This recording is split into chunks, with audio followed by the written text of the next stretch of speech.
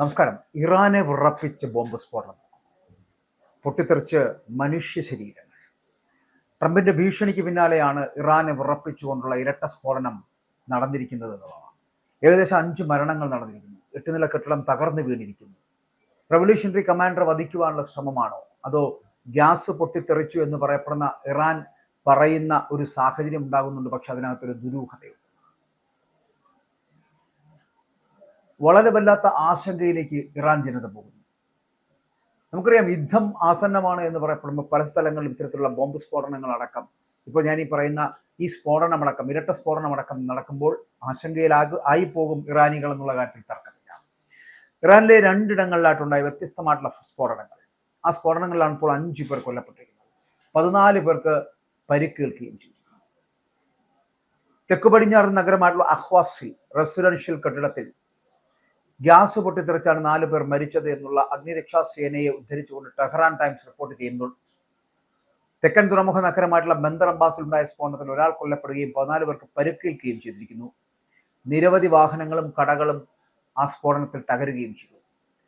ബന്ദർ അബ്ബാസിൽ ഉണ്ടായിട്ടുള്ള സ്ഫോടനത്തിൽ ഒരു 8 നില പാർപ്പിട സമുച്ചയത്തിന് കനത്ത നാശനഷ്ടങ്ങളാണ് ഇപ്പോൾ സംഭവിച്ചിരിക്കുന്നത്. സ്ഫോടനത്തിന്റെ കൃത്യമായിട്ടുള്ള കാരണം ഇതുവരെ കണ്ടെത്താനായിട്ടില്ല എന്നുള്ളതാണ് അധികൃതർ നൽകുന്ന വിവരങ്ങൾ എന്ന് പറയുന്നത്. സംഭവത്തിൽ പങ്കില്ല എന്ന് ഇസ്രായേൽ വ്യക്തമാക്കുന്നുണ്ട്. പക്ഷേ ഇസ്ലാമിക് റവല്യൂഷണറി ഗാർഡ് കോർപ്സ് അതിന്റെ നേവി കമാൻഡറെ ലക്ഷ്യം വെച്ചാണ് സ്ഫോടനം നടന്നത് എന്നുള്ള തരത്തിലുള്ള സാമൂഹിക മാധ്യമങ്ങളിൽ വ്യാപകമായിട്ടുള്ള പ്രചാരണങ്ങൾ നടക്കുന്നുണ്ട് എങ്കിലും ഇക്കാര്യത്തിൽ ഔദ്യോഗികമായിട്ടുള്ള വിശദീകരണങ്ങൾ വരുന്നില്ല എന്നുള്ളതാണ്, അല്ലെങ്കിൽ വന്നിട്ടില്ല എന്നുള്ളത്. എന്നാൽ അർദ്ധ ഔദ്യോഗിക വാർത്താ ഏജൻസിയുള്ള തസ്നീം ഇത്തരം പ്രചരണങ്ങൾ വ്യാജമാണ് എന്ന് റിപ്പോർട്ട് ചെയ്തു. റവല്യൂഷണറി ഗാർഡ് നാവിക കമാൻഡറെ ലക്ഷ്യമിട്ടുകൊണ്ടുള്ള ആക്രമണം എന്ന വാർത്തകളെ അർദ്ധ ഔദ്യോഗിക വാർത്താ ഏജൻസി തള്ളിക്കളയുകയാണ് ചെയ്തത്. സ്ഫോടനത്തിന് കാരണം എന്താണ് എന്ന് അന്വേഷിക്കുകയാണ് എന്ന് ഹോർമോഗൻ പ്രവിശ്യയിലെ crisis director general of crisis മാനേജ്മെന്റിനെ ഉദ്ധരിച്ചുകൊണ്ട് ഔദ്യോഗിക ന്യൂസ് ഏജൻസി റിപ്പോർട്ട് ചെയ്തിരിക്കുന്നത് ഇത് സ്ഫോടനം തന്നെയാണ് എന്നും അല്ലാതെ ബോംബ് സ്പർശമല്ല എന്നതാണ്. എന്നാൽ സ്ഫോടനം നടന്ന കെട്ടിടത്തിന്റെ മുൻഭാഗം പൊട്ടിത്തെറിച്ചതായും ഉൾഭാഗങ്ങളിലുള്ള വസ്തുക്കൾ പുറത്തു വന്നതായും സ്റ്റേറ്റ് ടെലിവിഷൻ സംപ്രേഷണം ചെയ്ത ചിത്രങ്ങളെ തെളിയുന്നുണ്ട്. കെട്ടിട ഭാഗങ്ങൾ ചിതറിക്കിടക്കുകയാണ്. മറ്റ് ഇറാനിയൻ മാധ്യമങ്ങളും സമാനമായിട്ടുള്ള റിപ്പോർട്ടുകൾ നൽകുന്നുണ്ട്. സ്ഫോടനത്തിന്റെ കാരണം എന്താണ് എന്ന് വ്യക്തമില്ല. പൊട്ടിത്തെറിച്ച് ചിന്നിച്ചിതറിപ്പോകുന്ന മനുഷ്യ ശരീരങ്ങളെയാണ് കാണാൻ കഴിഞ്ഞത്. ബന്ദർ അബ്ബാസിലെ മോഅല്ലം ബൊളിവാർഡിലുള്ള 8 നില കെട്ടിടത്തിൽ സ്ഫോടനം നടന്നത്. കെട്ടിടത്തിന്റെ 2 നിലകൾ പൂർണ്ണമായിട്ടും തകരുകയും സമീപത്തുണ്ടായിരുന്ന വാഹനങ്ങൾക്കും കടകൾക്കും കേടുപാടുകൾ സംഭവിക്കുകയും ചെയ്തിരിക്കുന്നു. കെട്ടിടത്തിന്റെ മുൻഭാഗം ഈ സ്ഫോടനത്തിൽ തന്നെ തകർന്നടിയുകയും അവശിഷ്ടങ്ങൾ പരിസരമാകെ ചിതറിക്കിടക്കുകയും ചെയ്യുന്നു. സ്ഫോടനത്തിൽ നിരവധി പേർക്ക് പരിക്കേറ്റിരിക്കുന്നു. പരിക്കേറ്റവരെ ആശുപത്രികളിലേക്ക് മാറ്റിയിട്ടുണ്ട്. എന്നാൽ നിലവിൽ മരണങ്ങളൊന്നും അവിടെ നിന്ന് റിപ്പോർട്ട് ചെയ്യുന്നില്ല എന്നതാണ്. എന്നാൽ മേഖലയിൽ ഇറാനും അമേരിക്കയും തമ്മിലുള്ള സംഘർഷം ഇങ്ങനെ വർദ്ധിച്ചു നിൽക്കുന്ന സാഹചര്യത്തിലാണ് ഈ സംഭവം ഉണ്ടായിരിക്കുന്നത് എന്നുള്ളതാണ് ഏറ്റവും ആശങ്ക ഉളവാക്കുന്ന കാര്യം. ഇറാന്റെ ആണവ പരിപാടിയെക്കുറിച്ച് ചർച്ചകൾക്ക് തയ്യാറായില്ലെങ്കിൽ കടുത്ത സൈനിക നടപടി നേരിടേണ്ടി വരുമെന്ന് US പ്രസിഡന്റ് ഡൊണാൾഡ് ട്രംപ് കഴിഞ്ഞ ദിവസവും ഒരു മുന്നറിയിപ്പ് നൽകിയിരുന്നു. എന്നാൽ ഇറാന്റെ ആണവ മിസൈൽ പദ്ധതികളെ ലക്ഷ്യമിട്ട് ആക്രമണം നടത്താൻ ഇസ്രായേൽ US മേൽ സമ്മർദ്ദം ചെലുത്തുന്നുണ്ട് എന്ന റിപ്പോർട്ടുകൾ മുമ്പ് തന്നെ വരികയും ചെയ്തതാണ്. അതേസമയം മേഖലയിൽ സംഘർഷ സാഹചര്യമായിട്ട് ഇതിന് യാതൊരു ബന്ധവുമുണ്ടോ എന്നുള്ള കാര്യത്തിനെ കുറിച്ച് അറിയില്ല, വ്യക്തമല്ല. പക്ഷേ ഇസ്രായേലിന് അങ്ങനെ ഒരു സാധ്യതയുണ്ട്. ഇസ്രായേൽ ആദ്യം പറയുന്ന ഈ സ്ഫോടനങ്ങളൊന്നും ഞങ്ങൾ ഭാഗമാക്കല്ല എന്ന് പറഞ്ഞ് ഒഴിഞ്ഞു മാറുമ്പോഴും ഇറാന്റെ ആണവ മിസൈൽ പദ്ധതികളെ ലക്ഷ്യമിട്ടുകൊണ്ട് ആക്രമണം നടത്താൻ പ്രേരിപ്പിക്കുന്നുണ്ട് ഇസ്രായേൽ അമേരിക്കയെ. അപ്പോൾ ഈ സാഹചര്യത്തിലാണ് സംശയം ജനിപ്പിക്കുന്നത്. ഇതിനകത്ത് ഈ സ്ഫോടനത്തിൽ ബന്ധം ഇസ്രായേലിനുണ്ടോ എന്ന്. ഇറാനിലെ ഭരണകൂടത്തിനെതിരെ ആഴ്ചകൾക്ക് മുമ്പ് തന്നെ പ്രക്ഷോഭം പൊട്ടിപ്പുറപ്പെടുന്നു.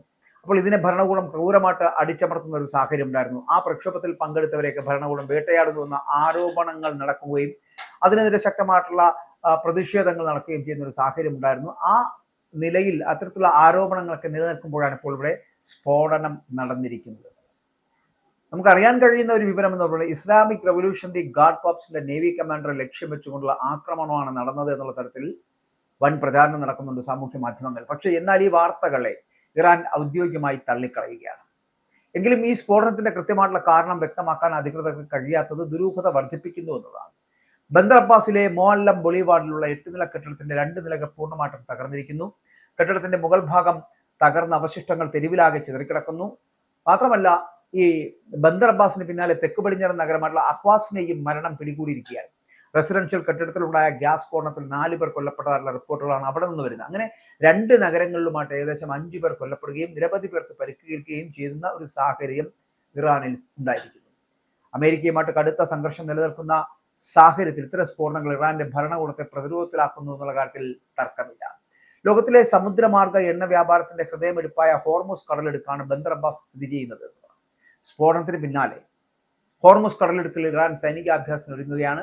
ഈ വരുന്ന ദിവസങ്ങളിൽ, ഇന്നും നാളെയും ഒക്കെ, ഈ ദിവസങ്ങളിലൊക്കെ ലൈവ് ഫയർ ഡ്രിൽ നടത്താനുള്ള സാഹചര്യത്തിലേക്ക് മേഖലയിലൂടെ പോകുന്ന കപ്പലുകൾ ജാഗ്രത പാലിക്കണമെന്നാണ് ഇറാന്റെ മുന്നറിയിപ്പ് നൽകിയിരിക്കുന്നത്. കാരണം അവിടെ അവർ ഈ സൈനികാഭ്യാസം നടത്താൻ പോകുന്നു. അമേരിക്കയുടെ സൈനിക ഭീഷണി നിലനിൽക്കെ ഈ സൈനികാഭ്യാസം ശക്തി പ്രകടനമായിട്ടാണ് വിലയിരുത്തപ്പെടുന്നത്. അപ്പോൾ ആണവ പദ്ധതിയുമായി ബന്ധപ്പെട്ട് ചർച്ചകൾക്ക് തയ്യാറായില്ലെങ്കിൽ കടുത്ത സൈനിക നടപടി നേരിടേണ്ടി വരുമെന്ന് US പ്രസിഡന്റ് ഡൊണാൾഡ് ട്രംപ് കഴിഞ്ഞ ദിവസം മുന്നറിയിപ്പ് നൽകിയ ഒരു സാഹചര്യം ഉണ്ടായിരുന്നല്ലോ. ഇതിന് തൊട്ടു പിന്നാലെ ഉണ്ടായിട്ടുള്ള ഈ സ്ഫോടനങ്ങൾ എന്ന് പറയപ്പെടുന്ന ആഭ്യന്തര പ്രക്ഷോഭങ്ങളെ ക്രൂരമായി അടിച്ചമർത്തുന്നതിന് ഇറാൻ ഭരണകൂടത്തിനെതിരെ ജനരോഷം പുകയുന്നതിനിടെ ഉണ്ടായിട്ടുള്ള ഈ സ്ഫോടനങ്ങൾ രാജ്യത്തിനകത്ത് വലിയ അശാന്തിക്ക് കാരണമാകുന്നുണ്ടോ എന്നുള്ള കാര്യത്തിലും തർക്കമില്ല. ഇറാനിലേക്ക് ഒരു ആർമഡ, അതായത് ഒരു കപ്പൽപ്പട നീങ്ങുകയാണ് എന്ന് US പ്രസിഡന്റ് ഡൊണാൾഡ് ട്രംപ് കഴിഞ്ഞ ദിവസം ഒരു മുന്നറിയിപ്പ് നൽകി. ഇറാന്റെ സുരക്ഷാ സേനയെ ലക്ഷ്യമിട്ടുള്ള ആക്രമണങ്ങൾ ഉൾപ്പെടെയുള്ള ഓപ്ഷനുകൾ താൻ പരിഗണിക്കുന്നുണ്ട് എന്നാണ് ട്രംപിന്റെ നിലപാട്. ആണവ കരാർ ലംഘിച്ചാൽ കഴിഞ്ഞ വർഷം നടത്തിയതിനേക്കാൾ വലിയ ആക്രമണം നേരിടേണ്ടി വരുമെന്ന് ട്രംപ് ആവർത്തിച്ച് പറയുകയും ചെയ്തിട്ടുണ്ട്.